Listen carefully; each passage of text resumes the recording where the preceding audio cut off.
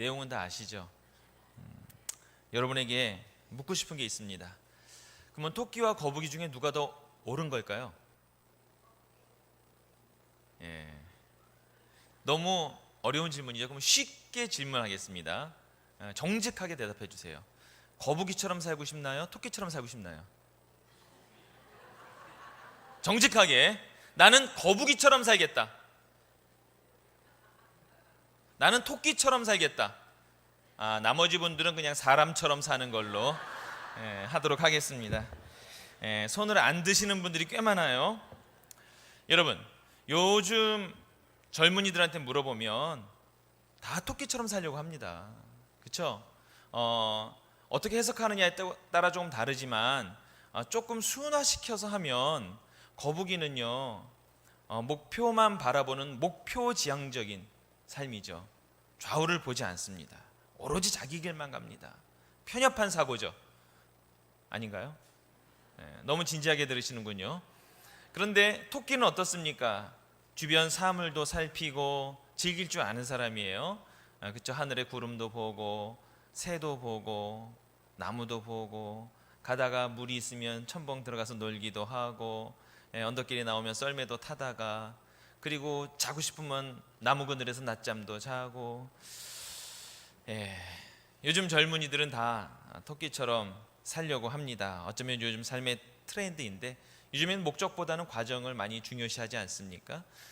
갈등이 됩니다. 저도 과연 거북이처럼 살아야 하나 토끼처럼 살아야 하나 하는 그런 고민을 해보면서 오늘 이야기를 풀어보려고 하는데 오늘 본문에 보면은요 게으름이라는 단어가 나옵니다.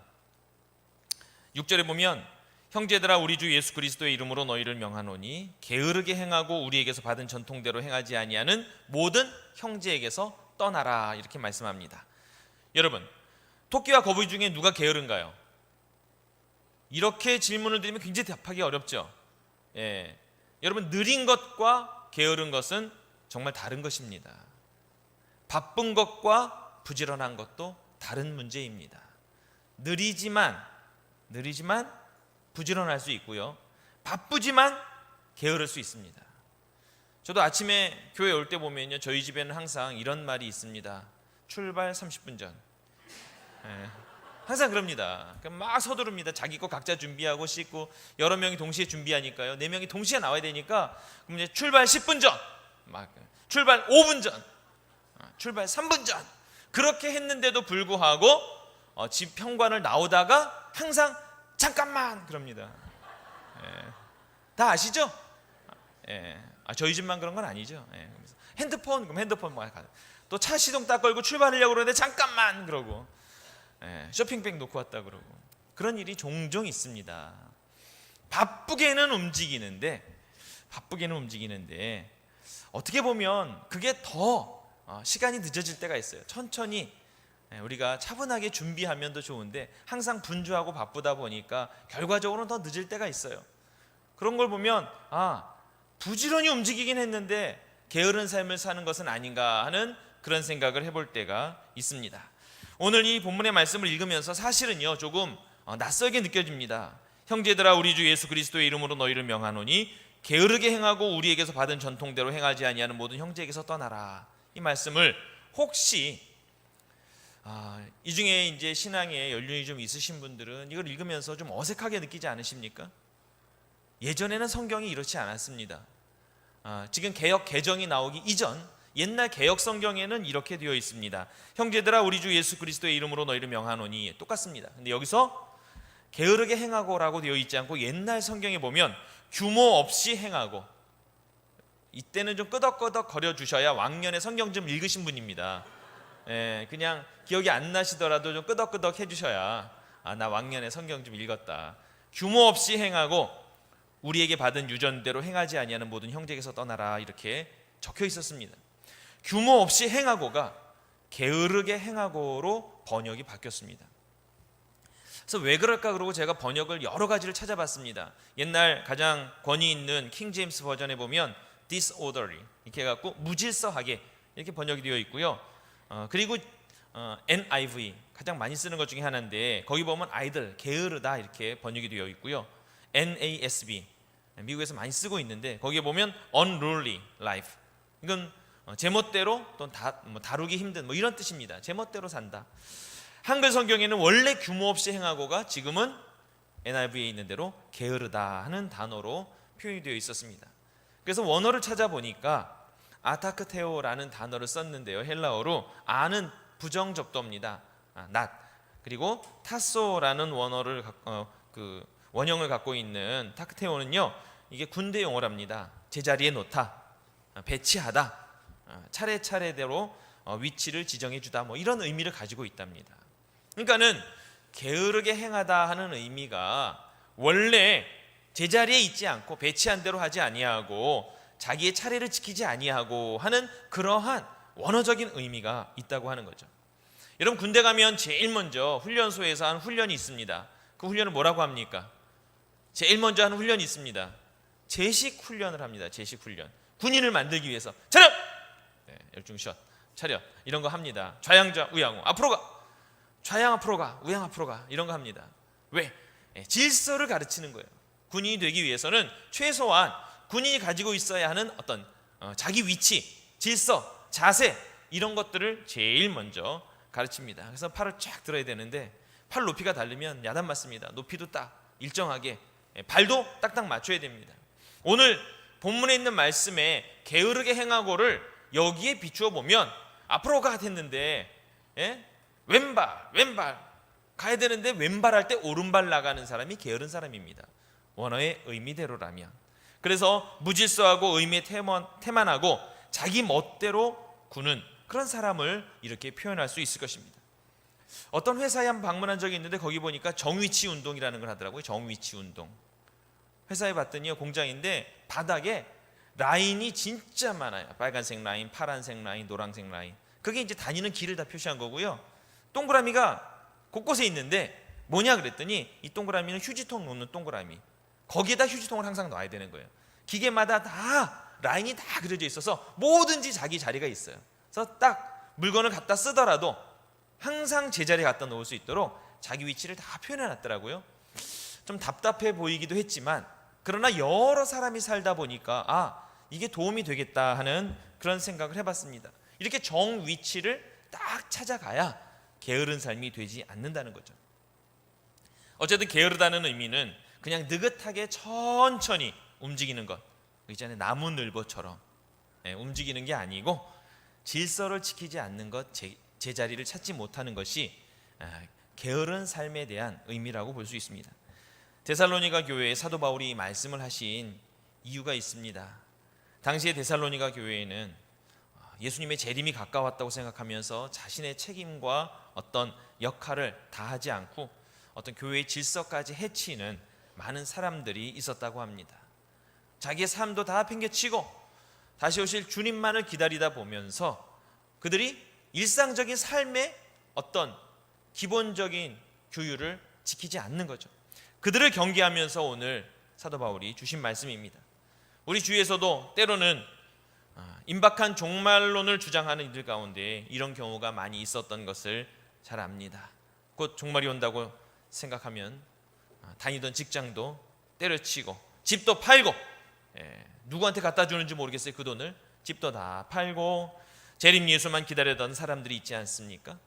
그런 사람들을 가르쳐서 오늘 사도 바울의 표현대로라면 게으른 사람들이라고 말할 수 있을 것입니다. 그리고 이 게으름의 가장 극단적인 표현으로 보자면 아마도 받은 전통대로 행하지 않는 그런 사람, 특별히 잘못된 교리를 따라서 기본적인 기독교의 전통을 떠난 이단 사상을 가지고 있는 사람들이 아닐까 하는 생각을 해봅니다.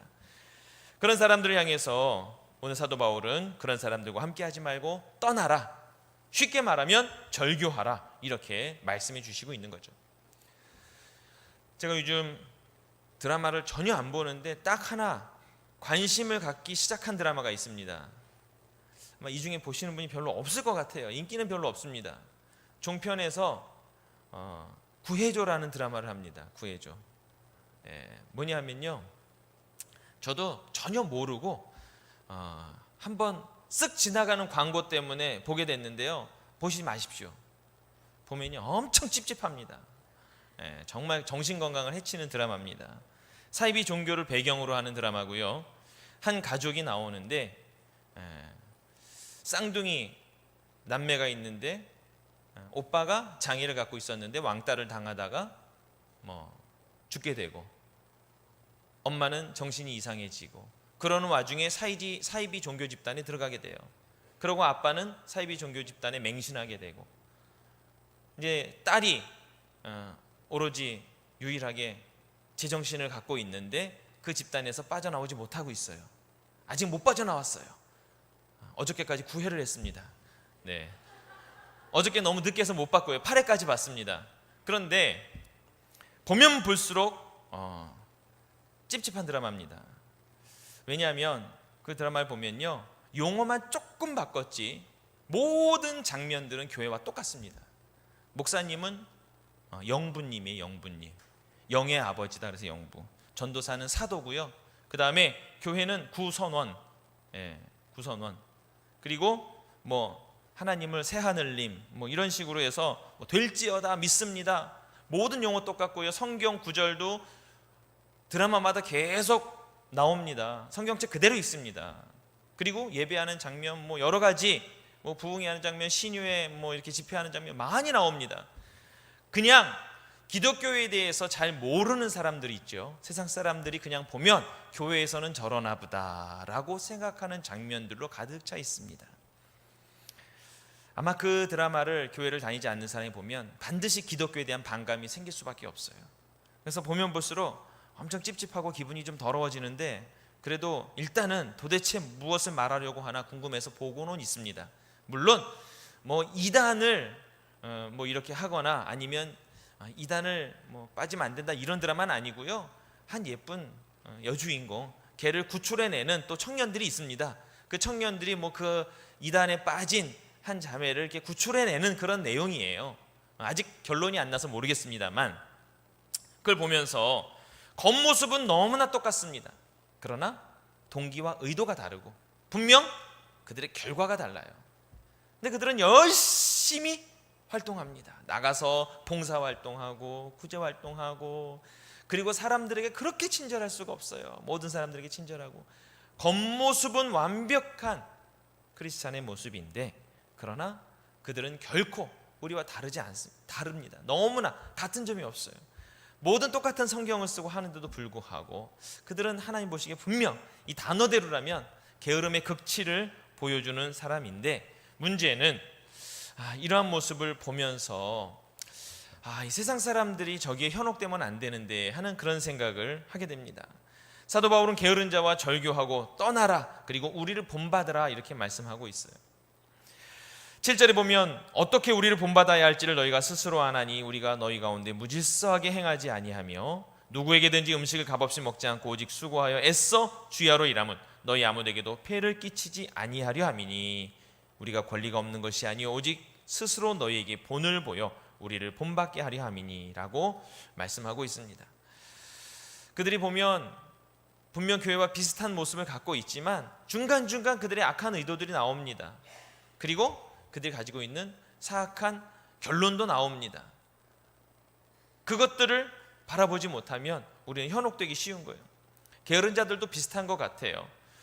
그런데 오늘 사도 바울이 보면서 우리에게 주신 말씀 가운데 보면 그것을 구분해낼 수 있는 나름대로의 기준이 있다고 하면 사도 바울이 자신을 본받으라고 하면서 주신 말씀인 것 같아요. 사실 사도로서 바울은 충분히 공개받을 권리도 있고 자격도 있는 사람이었습니다.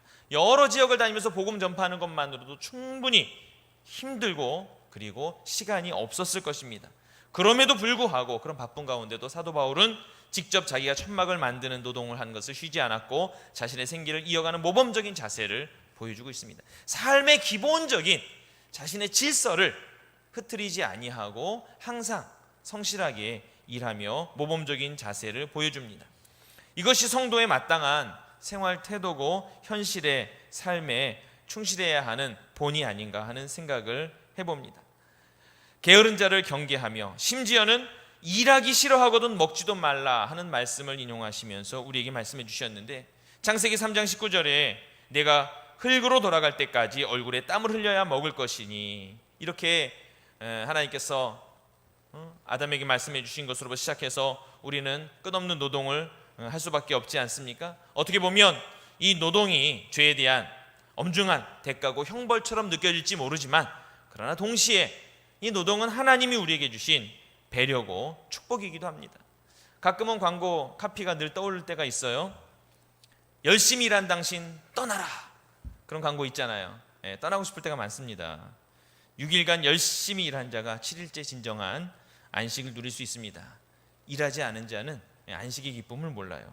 이러한 개념에서 사도 바울 데살로니가 교인들에게 건전한 노동을 촉구하고 있는 것 같아요. 진정한 안식이 무엇인지를 알도록, 그리고 하나님이 주신 축복이 뭔지를 알도록, 그리고 하나님이 주신 우리의 삶의 질서가 뭔지를 분명히 깨닫게 하기 위해서 게으른 자가 되지 말고 하나님이 주신 질서대로 건전한 삶을, 우리의 일상적인 삶을 성실히 살아야 할 것을 우리에게 말씀해 주시고 있습니다. 하나님의 명령과 목적, 하나님의 방법을 떠난 그런 게으름을 버리고 수고하고 애써 주야로 일하라고 분명히 우리에게 말씀하고 있습니다. 여러분 어떤지 모르지만 안정된 직장이 있는 것만으로도 엄청나게 큰 축복입니다. 그렇죠? 요즘 젊은이들의 목표가 뭔지 아십니까? 젊은이들의 요즘의 목표는요, 삼성이 아닙니다. 요즘 젊은이들의 목표는 회사 이름은 어디 갔는지 없어요. 요즘 젊은이들의 목표는 정규직입니다. 어느 회사든 상관이 없어요. 정규직.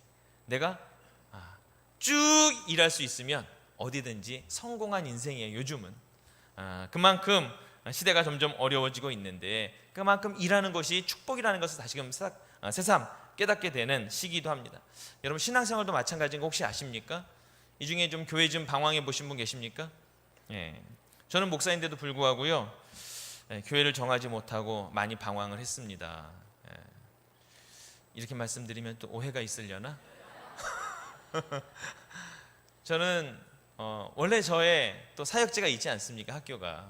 그리고 교회에서는 감리교 법에는요, 제가 이제 소속 목사예요. 소속 목사. 소속 이름 왠지 그 이름에서 좀 느낌이 오지 않습니까? 이름만 걸어두는 사람, 이런 느낌이 딱 오지 않나요? 소속. 근데 소속도 쉽지 않습니다. 제가 뭐 아무데나 가고 싶다고 갈 수 있는 것도 아니고요. 담임 목사님이 오케이 하고 도장을 딱 찍어 주셔야 되는데 이런 분이 안 계시거든요. 그래갖고 전에 있던 교회에서도 이제 담임 목사님이 이제 인사 이동이 있고 하면서 계속 있기가 좀 부담스러워서 제가 여러 달 쉬었습니다. 주일 아침이 되면 고민이 됩니다. 무슨 고민을 할까요? 오늘은 어느 교회를 갈까? 이런 고민을 목사인 전 많이 했습니다. 그래서 저희 집 주변에 유명하다는 교회는 다 갔습니다. 몇 달 동안. 그 대신에 좋은 점도 있더라고요. 공부가 많이 돼요. 이런 교회에선 이렇게 하는구나. 여기는 시스템이 이렇구나. 여기는 새신자에 관심이 없구나. 여기는 왜 이렇게 찰거머리 같이 달라붙지? 이런 게 자꾸 느껴집니다. 교회마다 정말 분위기가 달라요. 근데 이제 문제는 이렇게 여러 교회를 순례하고 방황하다 보니까요, 이런 문제가 생깁니다. 교회에 가도요, 얻어 입은 옷 입은 것 같은 느낌 아시죠? 옷이 이게 딱 내 몸에 맞아야 돼요. 이게 좋든 나쁘든 내가 오래 입으면 내 몸에 딱 맞잖아요. 근데 아무리 좋은 옷을 줘도 남의 옷 입은 것 같은 그 찝찝한 느낌, 교회를 들어가면서 그런 느낌을 가져요. 그리고 예배 참석하면서도요, 말씀의 은혜를 받긴 받는데 자꾸 눈동자가 사방으로 흔들려요. 왜냐하면 이제 새롭고 그러니까 자꾸 구경도 해야 되고, 그리고 또 교회를 들어가고 나올 때 굉장히 눈치가 보입니다. 왜? 우리 저기 전도사님처럼, 또 우리 정권사님처럼 붙잡을까봐. 있잖아요. 왜? 낯선 사람이 들어오면 일단 붙잡고 보잖아요. 그래서 딱 붙잡히면 그 골치 아프거든요. 이게 설명하기가 굉장히 어려워요. 저 목사인데 이게 말하기도 뭐하고, 그러면서 친척집에 다니러 왔습니다. 참 의도치 않게 거짓말도 해야 되고, 친척집 아닌데. 근데 어쨌든 붙잡을까봐 이렇게 눈치도 봐가면서 교회를 가야 됩니다. 분명 한 주도 빼놓지 않고 열심히 교회를 참석했고 말씀도 열심히 들었지만 사실 참 기쁨이 별로 생기지 않더라고요. 오늘 본문의 말씀대로라면 저는 교회를 빠진 적은 없어도요, 게으른 신앙생활을 한 거예요. 내 교회를 섬기며 교회에서 역할을 맡아서 이렇게 성실히 수행하면서 매주 날 같지만 몸에 딱 맞는 옷을 입고 살아갈 수 있다고 하는 것이 얼마나 큰 축복인지 여러분 깨달으셔야 합니다. 이것이 하나님 보시기에 아름다운 신앙의 모습이 아닌가 그런 생각해 봅니다. 오늘 11절에 보면 우리가 들은즉 너희 가운데 게으르게 행하여 도무지 일하지 아니하고 일을 만들기만 하는 자들이 있다 하니 하는 말씀이 나옵니다. 여기도 참 부담스러운 단어가 나와요. 일을 만들기만 하는 자, 이게 무슨 뜻일까 고민을 해봤습니다. 보니까 두 단어가 합성된 건데 페리, 주의, 몸을 넘어서 이런 뜻이고요. 또 엘가소마이, 노력하다, 일하다, 뭐 종사하다 그런 뜻입니다. 쉽게 말하면 이런 거예요. 내가 일을 하는데 나의 바운더리가 있잖아요. 그걸 넘어서 일하는 사람이에요. 월권을 하는 거죠. 그런 의미입니다. 일을 만들기만 하는 자가, 즉 내가 해야 할 일을 하지 않고 이리저리 다니면서 남의 일에 참견하는 사람을 이렇게 표현하고 있더라는 거죠. 왜? 뭐 여기는 안 계시겠지만 뭐 가끔 이렇게 가게 이렇게 다니면 그런 분이 있다고 해요. 이게 이제 뭐 물건을 이렇게 사러 가거나 이렇게 하면 주인이 안 계셔요. 주인이 안 계셔. 그러면 어디선가 막 뛰어와. 옆에 집에서 수다 떨다 오시는 거죠. 자기 가게는 잘 안 지키고요. 남의 가게 순례하면서 이렇게 컨설팅 해주시는 분 있잖아요. 아무도 듣고 싶어 하지 않는데 그런 사람이 바로 이런 단어의 의미를 잘 표현해 주는 분이 아닌가 그런 생각합니다. 학교에 있다 보면 아이들이 그럽니다.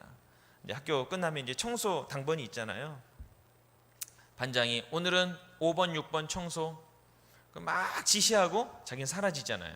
그러면 애들 중에서도요, 그 중에 좀 힘센 애들은 막 목소리만 높입니다. 야 청소하자 그러고 막 바람을 잡고 애들이 청소를 시작하면 어딘가 사라져. 그리고 청소 끝날 때 딱 나타나요. 나타나서 다 했어? 그러고 검사는 지가 맡으러 가. 그런 아이들이 있습니다. 이런 아이들이 어떤 아이들입니까? 오늘 본문에 나와 있는 일을 만들기만 하는 자인 거죠. 몇 년 전에 우리 학교에 정말 기억에 남는 학생이 있는데요. 이제 정반대의 예를 들려고 하는 겁니다. 모범적인 예를. 반장이었는데 너무너무 애가 성실하고 착해요. 근데 그 아이의 하는 말에 제가 감동을 받았어요. 이제 마지막 시간이었던 것 같아요. 그러니까 선생님 잠깐만 아이들한테 전달할 게 있어요. 그러면서 아이들한테 이렇게 이야기합니다. 학생입니다. 선생님도 아니고 학생이 이렇게, 얘들아 이번 주에 환경미화 심사 있는 거 다 알지? 오늘 청소하려고 하는데 나는 끝까지 남아서 할 거거든. 바쁜 친구들은 그냥 가도 돼. 학원 예약돼 있는 애들은 가도 돼. 시간 있는 애들은 좀 남아줘. 그렇게 딱 얘기해요. 근데 평상시 그 아이의 모습이 그랬기 때문에 아이들이요 분명히 다 가라 그랬거든요. 바쁜 애들도 가고 학원 있는 애들도 가라 그랬는데 그 반은 다 남아서 청소해요. 그게 이게 진정한 리더십이구나. 항상 그래요. 나는 끝까지 하긴 할 건데 바쁜 애들은 다 가도 돼. 근데 시간이 있으면 남아서 도와줘. 이렇게 이야기를 하더라고요. 일을 만들기만 하는 자가 되어서는 안 됩니다. 우리가 이런 사람이 되어야 하는데 오늘 본문에 보면 게으른 자를 향해서 이렇게 말씀해 주신 것 같아요. 게으르다고 해서 아무것도 안 하는 게 아닙니다. 사방팔방 돌아다니면서 남의 일에 참견하고 떠들고 하지만 결국 자기 일을 성실히 못하는 자를 향해서 주님은 게으른 자다, 규모 없이 행하는 자다, 그리고 무질서한 자다 말씀하고 있는 겁니다. 마지막 12절에서 이렇게 결론적으로 말씀합니다. 이런 자들에게 우리가 명하고 주 예수 그리스도 안에서 권하기를, 명하고 권하는 겁니다. 당근과 채찍을 다 주시면서 조용히 일하여 자기 양식을 먹으라 하노라, 이렇게 말씀합니다. 앞에 있는 구절에 일만 만드는 자가 나왔다고 한다면 일만 만드는 자의 상반되는 개념으로 설명해 주시는 것이 조용히 일하는 자였습니다. 조용히 일하는 자는 당시 데살로니가 교회로 보자면 임박한 종말론으로 인해서 자기의 생업도 포기한 자들처럼 하지 말고 자기의 생업에 충실히 종사하면서 그리고 하나님이 주신 계명을 유전대로 잘 따라서 마땅히 주어진 자기의 사명에 최선을 다하고 남의 일을 넘보지 않는 자, 이것이 바로 조용히 일하는 자고 교우들에게 그렇게 살아갈 것을 권면해 주시고 있습니다. 처음 서두에 주신 말씀 게으름에서 떠나라는 말씀에 대한 결론이 바로 조용히 일하는 자가 되라 하는 의미라는 사실입니다. 조용히 일하는 것은 무엇입니까? 원래 나의 생업에 성실히 종사하는 것입니다. 그리고 욕심 부리지 않고 주어진 책무에 충실하는 것이고 과하거나 부족하지 않고 자기의 사명을 충실히 다하는 겁니다. 남에게 일을 전가시키거나 남의 일을 넘보지 않는 것, 옳은 일이라면 묵묵히 끝까지 해내는 것, 옳지 않은 일이라면 당장의 이익이 있다 할지라도 과감히 포기할 수 있는 것, 불평과 불만보다는 하나님의 도우심을 위해 기도하는 것, 그리고 함께 동역자들을 위해서 섬기는 것, 이것이 바로 조용히 일하는 자의 모습일 것입니다. 우리가 이제 9월에 접어들지 않았습니까? 이제는 한 해의 마무리를 이제 향해 나아가야 될 때입니다. 이제 쭉 올라왔다가 이제 내리막길을 향해서 한 해의 사이클을 놓고 보자면 이제는 정리하면서 새로운 한 해를 계획해 나아가야 될 때입니다. 교회도 마찬가지입니다. 여러분 각 부서, 여러분이 속한 기관 모든 것들에 한 해 잘 계획했던 일들이 잘 되고 있는가 이제 점검하면서 빠짐없이 다 진행되도록 여러분 규모 있게 정리를 해야 됩니다. 정리만 하면 되는 게 아닙니다. 정리하면서 올해보다 나은 내년을 계획하면서 잘 설계하고 준비해야 할 때입니다. 올해 나에게 주신 사명, 혹시 게으름으로 잘못 행한 것은 없는지 남은 기간 조용히 일함으로 잘 마무리할 수 있도록 이 9월 한 달 동안 여러분이 조금 더 주님 앞에 아름다운 모습으로 설 수 있었으면 좋겠습니다. 이제 곧 내년의 계획들이 각 부서에서도 이루어질 것이라고 생각합니다. 남의 일에 감나라 배나라 일만 만드는 자들이 이 중에는 아무도 없었으면 좋겠습니다. 하나님께서 원하시는 기뻐하시는 일, 나에게 주신 달란트를 활용해서 내가 하나님 앞에 나의 것을 남길 수 있는 조용히 일함으로 하나님께 칭찬받는 모든 성도들 될 수 있기를 간절히 축복합니다. 기도로 준비하고 노력하는 성도가 되시길 바라고, 목사님들은 하나님 말씀의 대언자들 아니십니까? 마지막으로 부탁드리기는 내년에 어떤 계획들이 발표되더라도 아멘으로 좀 순종해 주셨으면 좋겠어요. 그게 조용히 일하는 자입니다. 그게 게으른 자가 되지 않는 비결이에요. 받은 유전대로 하나님의 말씀의 기초에서 교회의 질서를 따라 또 목사님의 목회 계획을 따라 이런 것들이 아름답게 이어지는 교회, 그리고 여러분의 성도의 삶, 이런 삶으로 하나님께서 오늘 우리에게 주신 말씀, 게으름에서 떠나 조용히 주님의 일을 함으로 하나님 앞에 정말로 아름다운 천국의 일원, 교회의 일원, 그리고 이 사회를 변혁시켜 나갈 수 있는 이 사회 변혁자로서의 삶, 여러분 모두가 함께 살아갈 수 있기를 간절히 축원합니다. 함께 기도하겠습니다.